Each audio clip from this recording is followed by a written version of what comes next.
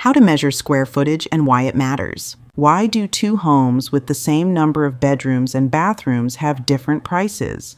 A big reason is square footage, the total area of a home measured in square feet.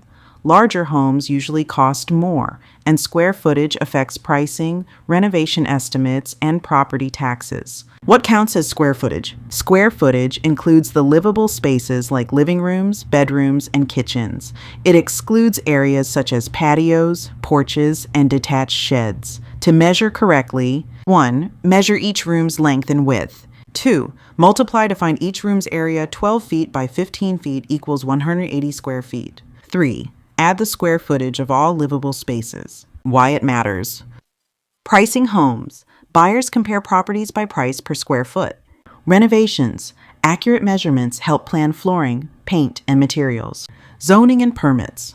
Developers use square footage to meet code requirements. Real-life example. A buyer found a home listed as 2,000 square feet, but it measured only 1,600 square feet because the agent included an unfinished patio, not allowed in official measurements. Common mistakes: trusting old listings without verifying measurements, counting spaces that don't qualify, like low-ceiling attics, forgetting ceiling height rules. Certain spaces must meet minimum height standards to count. Recap. Square footage directly impacts a home's value, renovations, and taxes.